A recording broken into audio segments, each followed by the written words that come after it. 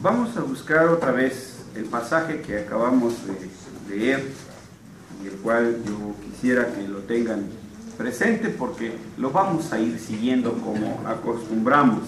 Mateo capítulo 2, versículos del 13 al 23. Vamos a fijar nuestra atención en el versículo 18. Mateo 2, 18. Vamos a leerlo todos al unísono. Dice la escritura así: voz fue oída en Ramá, grande lamentación, lloro y gemido, Raquel que llora a sus hijos y no quiso ser consolada porque perecieron. Amén. Vamos a orar. Nuestro Dios, nuestro Rey y nuestro Padre, una vez más hemos llegado a este lugar porque en tu misericordia tú nos has traído hasta aquí, convocados por tu Espíritu Santo y por tu palabra. Gracias, Señor, porque en la comunión de los santos tú manifiestas tu misericordia y tu fidelidad a tu pacto. Gracias te damos porque nos das la dirección a través de tu palabra, el conocimiento de tu voluntad y también, Padre, nos ayudas con el poder de tu Espíritu Santo a entender tu voluntad para que hagamos conforme tú nos lo demandas. Una vez más estamos alrededor de tu palabra. Nuestra actitud es la de tus siervos cuando escuchan tu voz. Habla, Señor, que tu siervo escucha. Queremos pedirte, Señor, que tú obres en nuestro corazón de tal manera que seamos sensibilizados, Señor, por cada impacto de tu poderosa palabra. Las fibras de nuestro ser, Señor, también sean sacudidas para que podamos ver la inmensidad de tu amor, pero también la inmensidad de nuestra responsabilidad como testigos y mártires del Evangelio. En Jesucristo oramos. Amén. Quizá para algunos parezca extraño el pasaje que hemos leído y el tema que hoy vamos a tratar. Lamentablemente en muchas de nuestras iglesias evangélicas fue el 24 y murió todo nuestro testimonio. Fue el sermón de las 7 palabras y ya se acabó todo. Pero si nosotros somos fieles seguidores de la Escritura, vemos que la historia continúa y que ésta se sigue desarrollando. Hace 8 días ustedes recordarán el tema que tratamos, la Epifanía. Eso es parte del Evangelio y tenemos que predicarlo. Ahora estamos frente a un hecho horroroso, pavoroso, ¿sí? Si cuando llegamos a ver de repente un atropellado, ¿no? ¿Cómo nos ponemos? Ahora ustedes pueden imaginarse niños, cientos de ellos, degollados como si fueran pollos. Eso no lo vamos a tomar. Eso no es parte de la Escritura.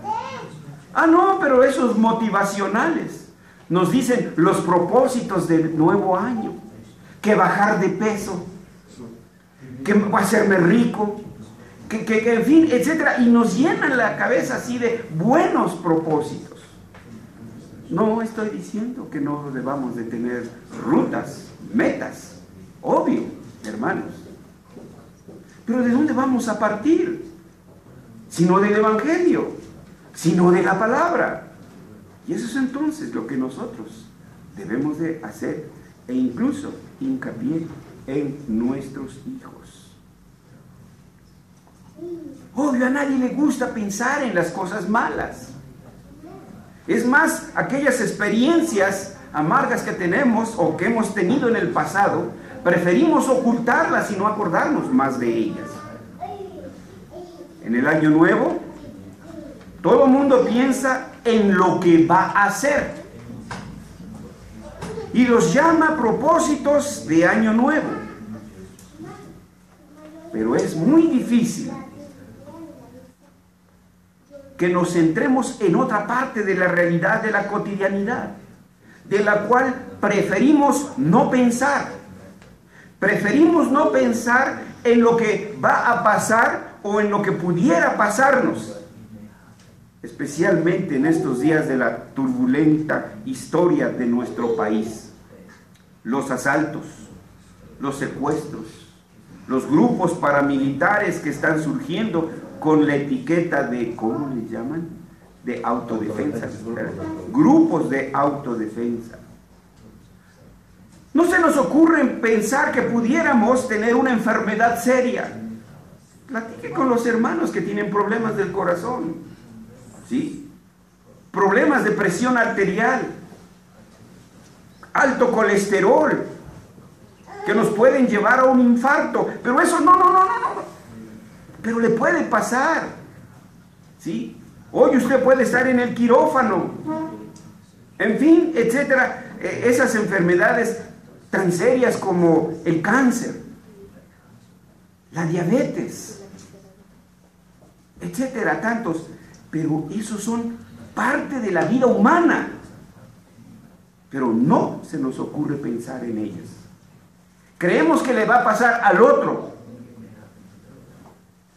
¿De qué inmunidad gozamos nosotros? De ninguna. Y este pasaje nos muestra cómo nuestro Señor Jesucristo, al hacerse carne como nosotros, Él va a experimentar lo mismo que nosotros, los humanos. Y eso es lo que queremos, a la reflexión, al punto en que los queremos llevar. Entonces, hermanos, no solo son los buenos propósitos del año nuevo, sino también es muy importante que tomemos en cuenta que lo que nos pueda pasar es también un elemento esencial de nuestras vidas, al mismo nivel que los buenos propósitos que pudiéramos tener. Y teniendo un Dios de orden y teniendo un Dios soberano, debemos entender que incluso aquellas cosas, entre comillas, que llamamos malas, también han sido ordenadas por Dios, que están dentro de su providencia. Es lo que no entendió la esposa de Job. Ay, si tú sigues siendo cristianito, ya maldice a tu Dios y muérete. Y la respuesta de Job, ¿cuál fue? ¿Sí? Solo bendiciones hemos de recibir. Entonces todo lo que nos manda Dios.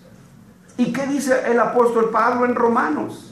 Que a los que aman a Dios, todas las cosas les salen de bien. Entonces nosotros debemos de tener muy bien presente estas dos cosas. Este fue también el caso en la vida de nuestro Salvador. Hoy está a la diestra del Padre y tiene en su puño nuestras vidas y tiene en sus manos a nuestros gobernantes y no hacen todo el mal que quisieran porque Dios se los impide. De acuerdo a nuestra cultura occidental, por lo general solo vemos lo que Él hizo y lo que Él enseñó. ¿Es correcto? Pero nos olvidamos de lo que a Él le sucedió, lo que Él vivió, sus sufrimientos como humano. Sin embargo, debemos pensar en lo que a Cristo le pasó, en los sufrimientos que Él vivió. Esos eventos también son parte del ministerio terrenal de nuestro Señor Jesucristo. Y también tienen un mensaje para nosotros, para nuestros hijos y aún para esos llamados buenos propósitos de nuevo año. La proposición de la exposición de esta tarde entonces es que del pasaje de la Escritura que acabamos de leer, vamos a considerar tres importantes asuntos que nos presenta la Escritura ahí. La primera, la huida a Egipto. ¿O no está en el Evangelio? ¿No entonces estamos obligados a pensar en qué sucedió ahí? 2. El infanticidio de Belén. Horrible, no me lo puedo imaginar, hermanos. Y 3, el regreso a Nazaret. Es lo que narra este pasaje que acabamos de leer. Consideremos pues el primer punto: la huida de nuestro Señor Jesucristo a Egipto. Los astrólogos, como antes se les llamaba, o magos, como dice el Evangelio, no atendieron a la petición de Herodes. Él les había dicho: vayan, averigüen dónde está, regresen porque yo quiero adorarlo. Simplemente se siguieron. Ellos también eran reyes, ellos también eran gente importante. Y Herodes, sabemos que no era sincero. Él quería localizar a ese nuevo rey, y entonces, como dijo ese señor chino que encontraron con los dólares y la droga, ¿no? Cuello, que le querían dar cuello. Eso era lo que quería Herodes, ¿sí? Pero Dios en su providencia habló a los magos y les dijo: váyanse por otro camino. Pero ¿qué es lo que vemos en la actitud de Herodes? Herodes es una persona asustada. Acuérdense que narra el Evangelio que cuando vinieron los magos y preguntó: ¿dónde está el que ha nacido rey de los judíos? Dice que se turbó Herodes y los principales y toda Jerusalén con él. Entonces estaban asustados. Y una persona asustada es peligrosa. ¿Sí? Una persona asustada es peligrosa. Y Herodes estaba asustado. Así que entonces Herodes decide que incluso un asesinato en masa, y sobre todo un asesinato de niños, no es nada importante, no es nada caro, si ese es el costo de asegurarse el puesto del rey y eliminar a ese supuesto nuevo rey que ha venido. Tiene que ser eliminado, o de otra manera está en peligro el trono de Herodes. Eso mismo escuchamos, hermanos. Tenemos incluso apenas un caso, una alcaldesa que ha sido tomada presa porque mandó matar a su secretario particular. No, el hombre no se tienta el corazón cuando alguien le estorba. El precio que sea, ¿sí? Y así sucedió. Muchos tuvieron que morir para que quedara asegurado el trono de Herodes. Porque el objetivo de Herodes es que el nuevo rey fuera atrapado y ahí terminar con sus aspiraciones al trono. Pero esta acción más tarde se invirtió, ya que por la muerte de uno solo, esto es el Cristo, los muchos fueron salvados. Véanlo, hermano. Muchos niños murieron por uno, su rey. Pero uno murió por todos los demás. Guardemos esto. El mensaje que recibió José en un sueño a través del ángel fue: huye a Egipto esta noche. Piensen, hermanos. Yo les daría gusto irse a Italia, irse... No, hermanos. Bueno, los que son güeritos y altos pues no tendrían problema. Pero los prietitos, luego somos vistos, hermanos. Sí. Luego se nota la diferencia cuando no está uno en esos países extranjeros. ¿Sí? Pero para Israel, piensen, fue la nación que los esclavizó por más de 400 años y que también había ordenado la muerte de sus niños. ¿Se acuerdan? A las parteras dijo: cuando nazca un varón, óguenlo, échenlo al río. Entonces, ¿qué buen recuerdo podrían tener los israelitas de Egipto? ¿Qué buen recuerdo pueden tener? Para un israelita, Egipto no es realmente el lugar que cualquiera de ellos iría así nada más a la ligera. Y ahora escuchan una orden: ve a Egipto. Piensen un momentito en el momento en que el Señor le baja una sábana a Pedro con reptiles y con un montón de animales allí, y le dice en esa revelación: Pedro, toma, mata y come. Y se asusta Pedro: no, Señor, nunca ha pasado por mi boca cosa inmunda. Y ahora le dicen a José: vete a Egipto. ¿What? Bueno, todavía no surgió el inglés, hermanos. Así que esto no era una cosa fácil, hermanos. Todo israelita preferiría huir de ella, porque ningún judío puede olvidar la historia de su esclavitud de ese país. Pero aquí está, hermanos, la nota que debemos de tomar en cuenta. Esta era una humillación para Jesús, el príncipe. Porque él, teniendo su propio país y su propio pueblo, Israel, ahora se tiene que convertir en un refugiado en Egipto. ¿Quién de nosotros puede saber o imaginarse lo que significa ser un refugiado?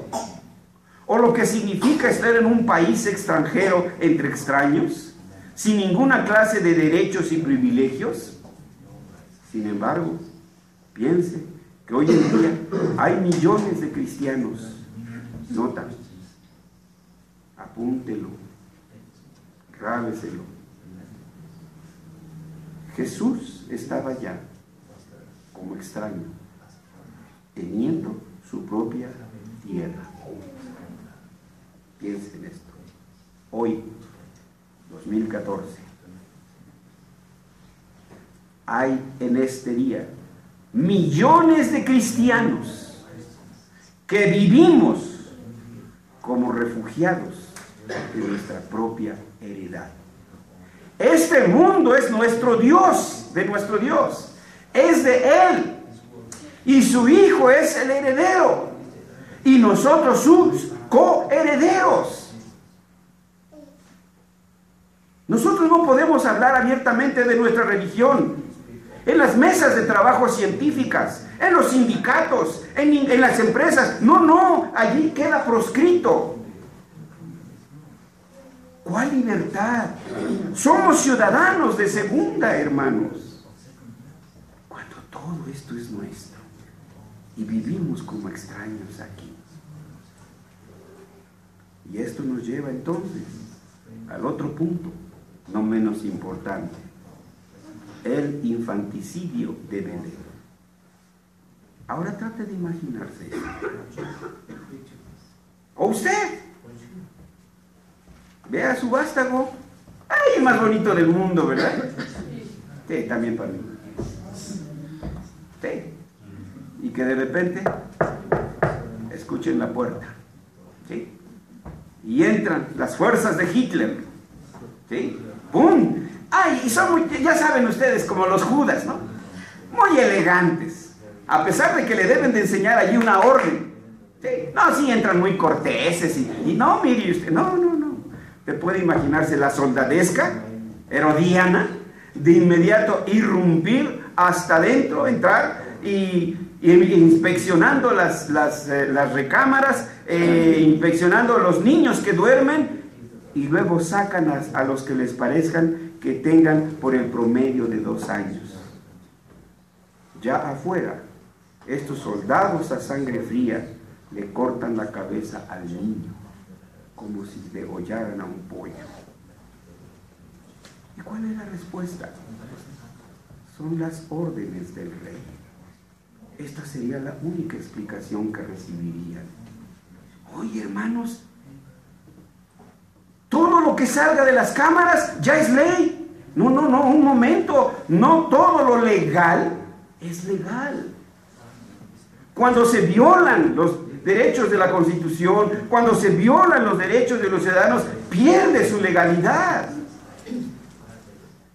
Entonces un rey, un presidente, un gobernador, un alcalde, no es plenipotenciario, tiene dirección.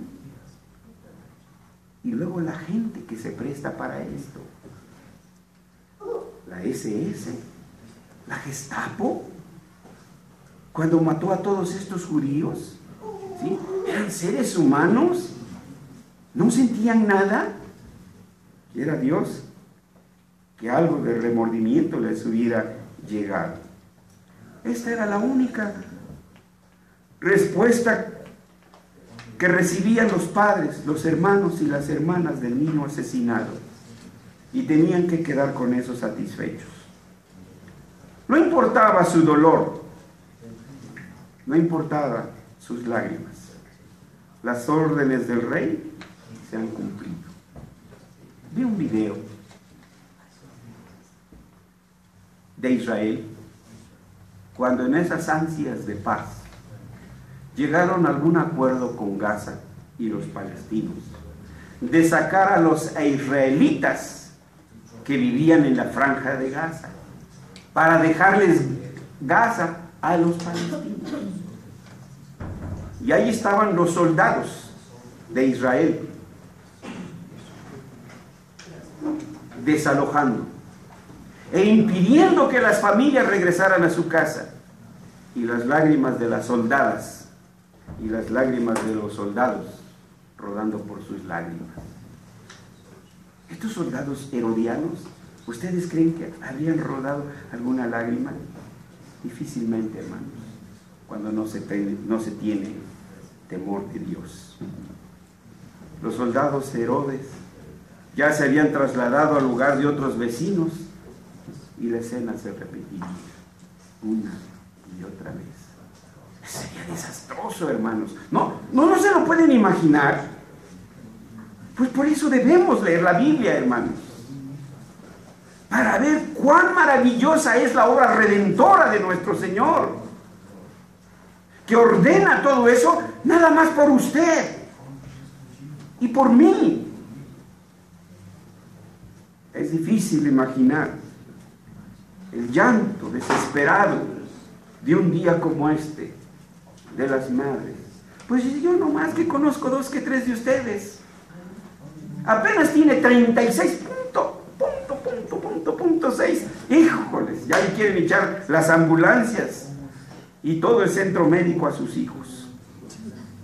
Ahora imagínense, hermanos, los niños ahí cayendo, degollados, uno tras otro. Por eso el escritor cita aquí un pasaje de las Escrituras. Imaginarse a Raquel triste y desesperada, porque en los días de Jeremías sus hijos, que eran las tribus de Efraín, Manasés y Benjamín, fueron asesinados por los crueles asirios. ¿Se acuerdan? La Escritura dice que tomaban a los niños y ¿qué hacían? ¡A la rorronene! ¿Qué hacían? ¿Se han leído la Biblia? Fuerte, hermano. Los estrellaban.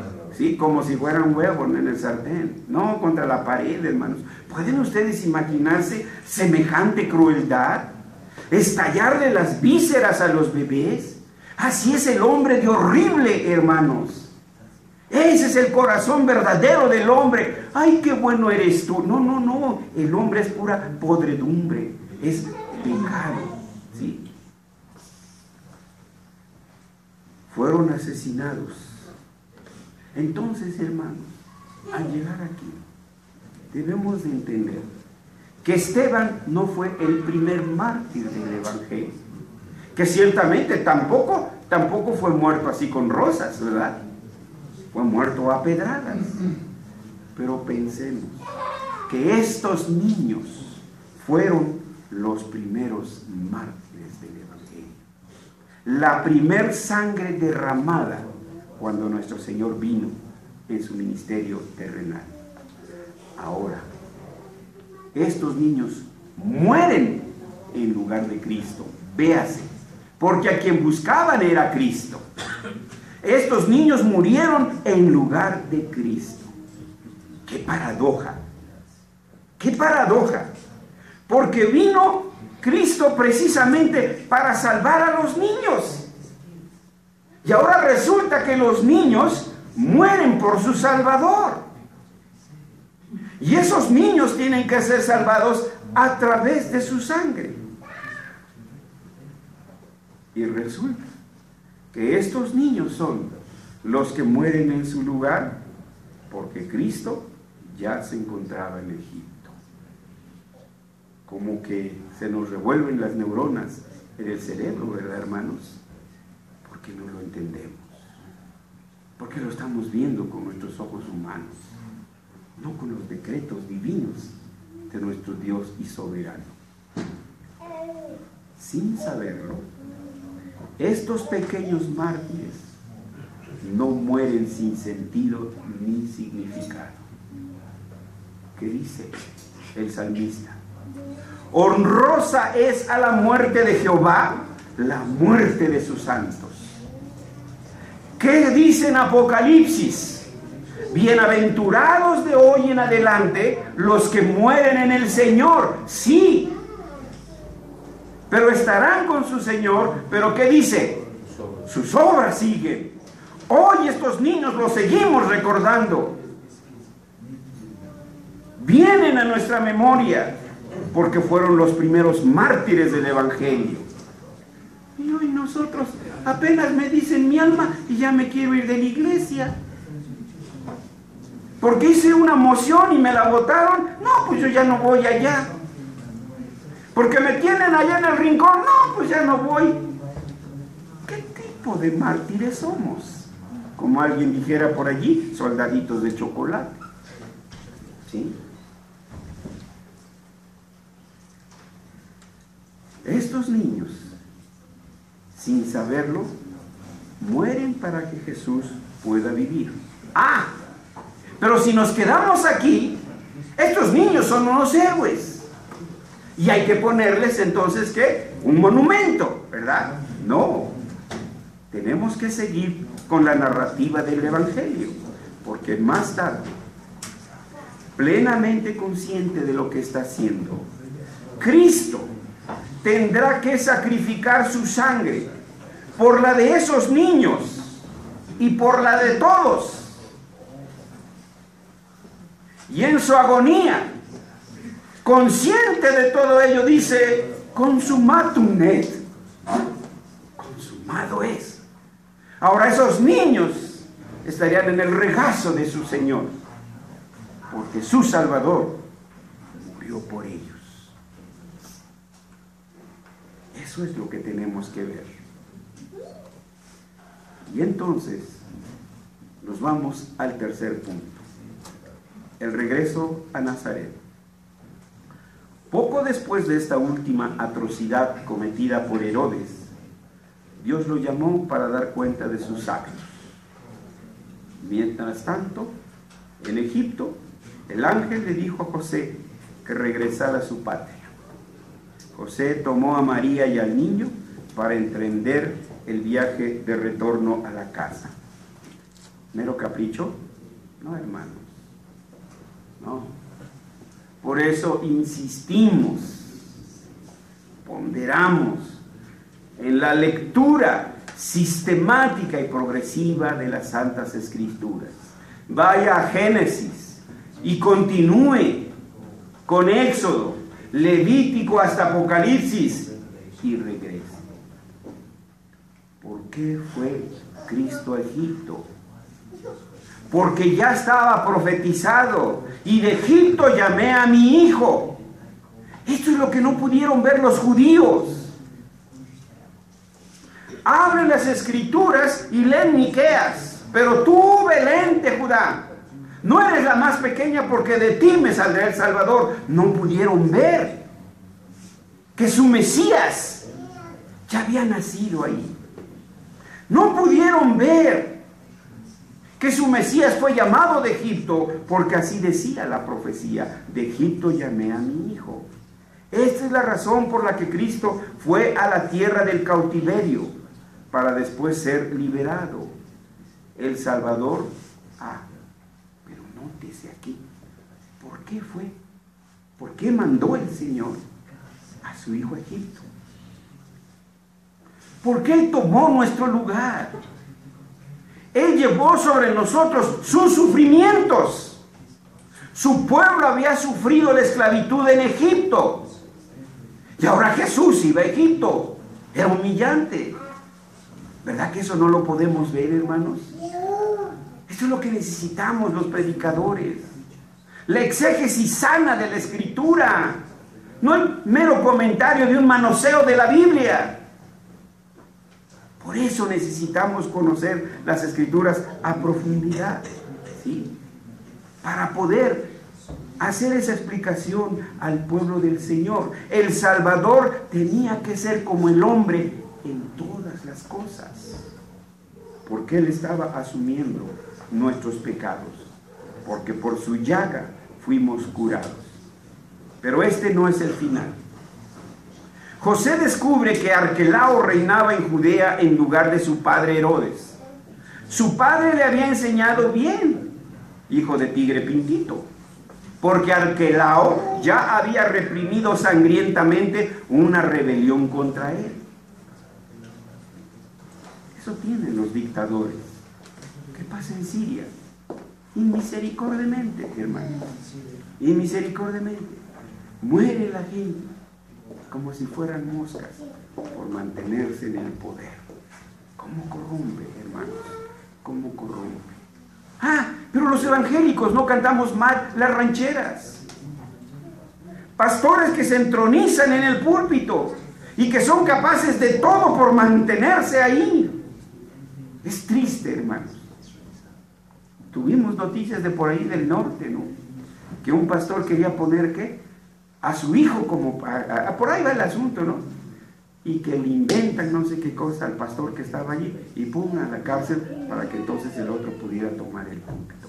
¡Qué vergüenza, hermanos! ¡Qué vergüenza!, ¿no? De una iglesia metodista me escuchan, me dicen. No les quiero decir el nombre de la iglesia metodista, hermanos. Pero un diácono elegido se da cuenta de los manejos y dice, esto no está bien. Y él dice, él sabe si miente. Lo amenazaron de muerte. Si tú dices algo, te silenciamos. Huir de su iglesia, eso en una iglesia, hermanos. ¿Cuántos no, hermanos? ¿Cuántos no? Son inventados. Te portaste mal, ¡pum!, vas para afuera. Sin seguir, hermanos, lo que las Escrituras dicen. No hay oficial dentro de la iglesia que no sea llamado. Tiene que ser llamado por su iglesia. Ningún grupito puede decidir quiénes sí, quiénes no. Y aquí tenemos el ejemplo. Ese es el hombre, ¿sí? José entonces decide ir a la provincia de Galilea, donde Herodes Antipas, otro hijo de Herodes el Grande y menos violento, asumió el poder.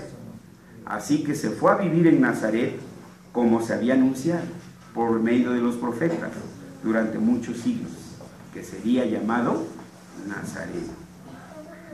Después de esto no escuchamos más del niño, sino hasta que, como a los 12 años de edad, él va con sus padres a Jerusalén. De aquí otra vez, las Escrituras no dicen nada de él hasta que comienza su ministerio en su edad adulta, aproximadamente por ahí de los 30 años. Y también, durante este lapso de tiempo, muchas cosas le van a acontecer, de acuerdo a la voluntad de Dios. Pero no olvidemos que la cruz ya lo está esperando en el Gólgota. Ese era su propósito de su venida.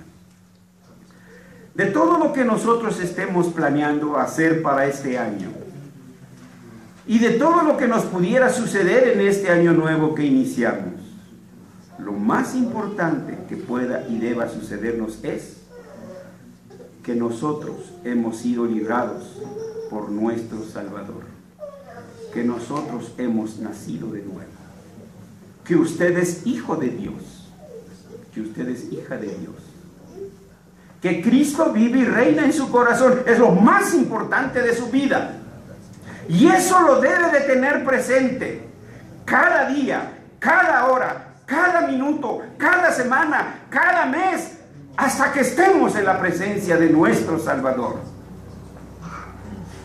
Y no esté pensando usted en su BMW, en su Ferrari o en su Porsche. Piense en lo que ahora es, nada más ni nada menos que un hijo de Dios. ¿Es poco eso? Entonces, hermanos, por tanto, hermanos, en este año nuevo que iniciamos, lo más importante es que recordemos que en cuerpo y alma no nos pertenecemos a nosotros mismos, sino a nuestro Señor Jesucristo y a su iglesia. Yo estoy seguro, hermanos, que hoy algunos hermanos no vinieron porque hay reunión congregacional, porque no aman a su iglesia. Habrá unos, Dios lo sabe, que su ausencia puede ser justificada delante de Él. ¿Sí? Eso sí.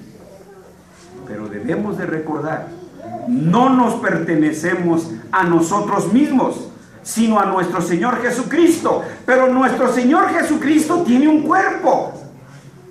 Él es la cabeza. ¿Y cuál es su cuerpo? Entonces, si usted desprecia a su iglesia, desprecia también esa preciosa cabeza, a nuestro Señor Jesucristo. No puede haber tal contradicción en los hijos de Dios. Si amamos a Cristo, amamos también a su iglesia. Los tiempos en que vivimos no son menos peligrosos que durante el gobierno de Herodes. ¿Y qué cosas pueden pasarnos a nosotros? Pues que a pesar de todas las expectativas que tengamos para este 2014, pueda traernos desilusión. Puede haber lágrimas, puede haber dolor. Hay muchachitas que piensan que tienen asegurado el novio. Este año les pueden decir, ¿sabes qué? Me di cuenta que siempre no te amo. Ay, chiquitito, mira, nada más. O la viceversa. O la esposa, ¿sabes qué? Pues ya no siento nada por ti. ¿What? O la viceversa. No, hermanos. Todas esas cosas nos pudieran suceder. Pero debemos recordar que Cristo dijo, en el mundo tendréis aflicción. Ya me voy. Estaría incompleto el mensaje, ¿verdad? Porque ¿qué dice Cristo? Pero confiad, yo he vencido al mundo. Si Dios por a nosotros, ¿quién contra nosotros? Por eso Pablo podría decir, ¿qué nos podrá separar del amor de Cristo? ¿Tribulación? ¿Angustia? ¿Hambres? Nada. Antes sé que en todo esto somos más que vencedores. Ese es el poder del Evangelio, hermanos. Y es por el cual nosotros debemos de vivir. Como Cristo el Redentor tenía que ser liberado de Egipto, así nosotros no podemos guiar a otros a la verdadera libertad, a menos que primero nosotros mismos seamos liberados. Cristo dijo, conoceréis la verdad y la verdad os hará libres. Que todos, pues, escribamos el siguiente lema en la parte superior de nuestra agenda: libertadores liberados. Que vamos a libertar a otros porque ya hemos sido liberados. Vean ejemplos simples de las películas. Cuando un preso es liberado, ¿qué hacen? Liberan a los demás, abren las rejas. Entonces, si yo ya he sido liberado del peso de mis pecados, ¿por qué tengo todavía la boca cerradota y calladota? ¿Por qué no liberar a otros? ¿Por qué no llevarles ese mensaje de libertad? Esos niños fueron los primeros mártires del Evangelio, pero ahora nosotros somos esos mártires del Evangelio. Porque la palabra mártir significa testigos. Y esa es nuestra tarea entonces. ¿Sí?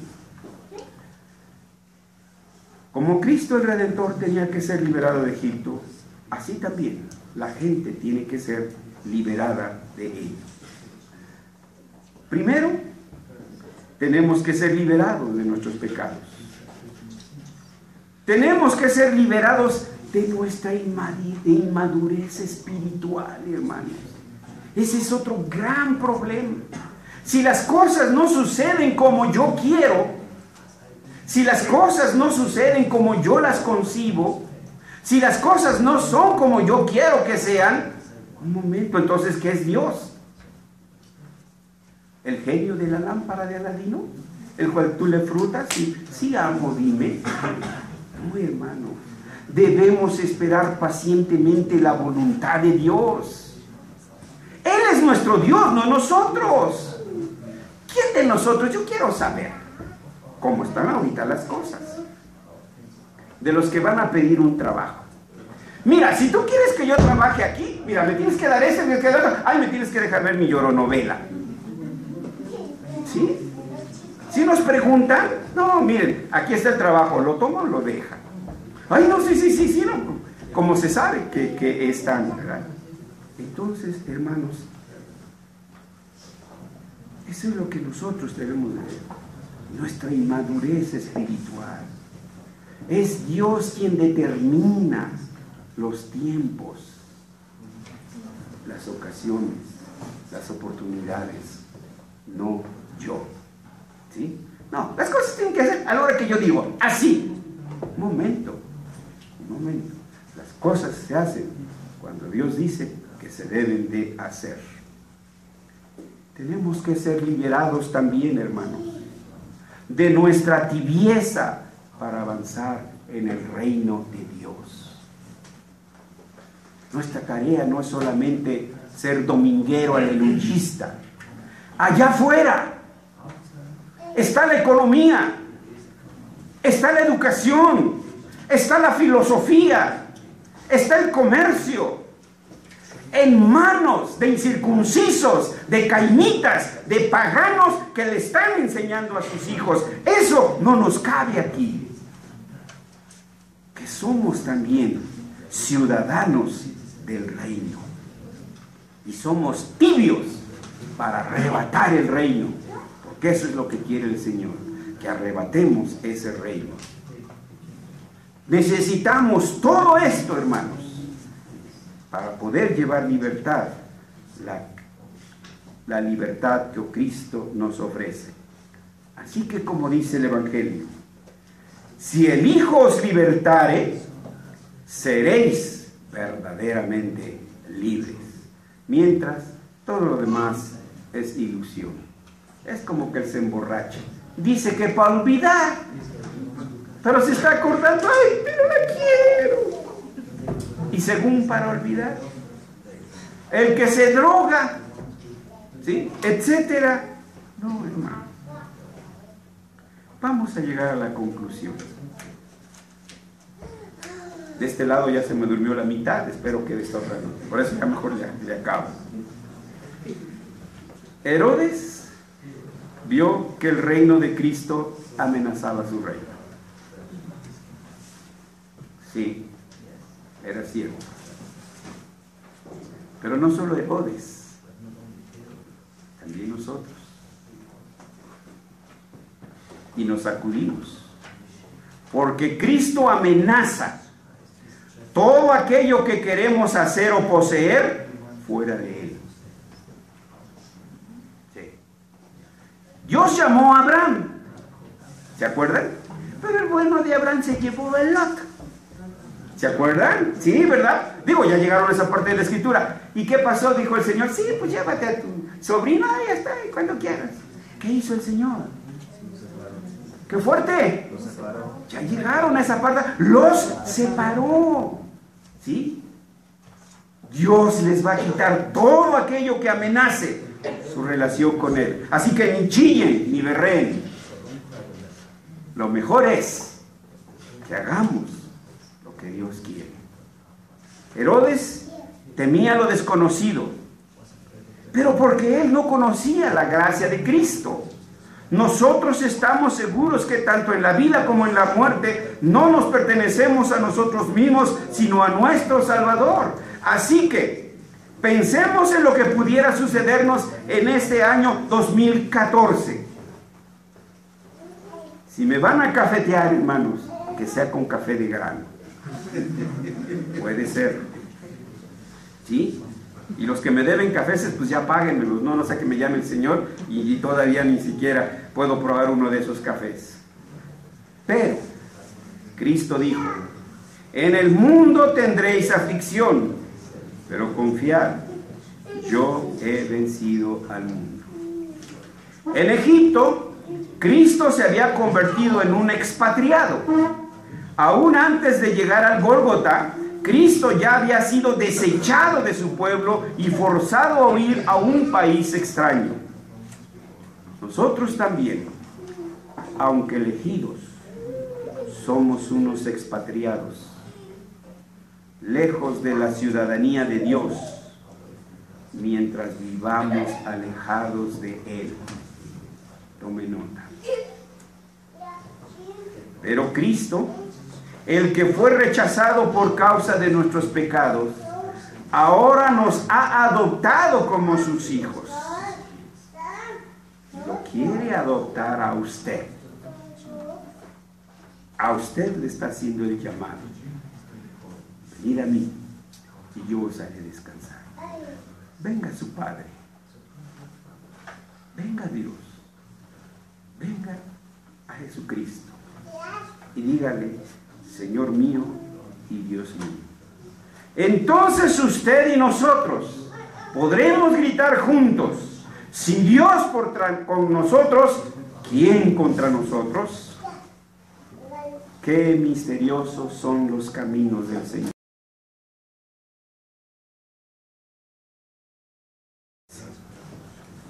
Así que, sean cuales sean los nubarrones que pudieran amenazar nuestra vida en este año, recordemos que a los que aman a Dios, todas las cosas les ayudan a bien. Esto es, a los que conforme a su propósito son llamados. Y solo a Dios sea la gloria. Oremos. Nuestro Dios, como siempre, Señor, hemos sido silenciados. Nuestras bocotas han sido cerradas, Señor. Nuestros pensamientos, Señor, han sido sacudidos. Porque creíamos que merecíamos esto, eso y aquello. Y que todos nuestros buenos propósitos serían cumplidos porque ya lo hemos planeado y ya lo tenemos en la agenda. Perdónanos, Señor, por tanta arrogancia. Hoy venimos ante ti, avergonzados, Señor, a pedirte perdón por pensar solo en nosotros mismos. No pensar en tu reino, no pensar en tu iglesia, no en pensar en nuestro oficio de mártires, testigos de nuestro Señor Jesucristo. Pero no acontezca eso más. Señor, te damos gracias por habernos adoptados como tus hijos. Somos extranjeros, somos inmundos. Frente a tu Hijo perfecto, nuestro Señor Jesucristo, no hay comparación. Y sin embargo nos has adoptado como tus hijos. Gracias, Señor. Pero nos duele a aquellos que están fuera, Señor. Pero sabemos que también les estás extendiendo la invitación. Oh Dios Espíritu Santo, quebranta esos corazones. Hazlos dúctiles y maleables al poder de tu evangelio y que arrobados se entreguen a tu Hijo Jesucristo para que tú los puedas adoptar como tus hijos y nosotros les digamos bienvenidos. En Jesús oramos. Amén. Dios les bendiga.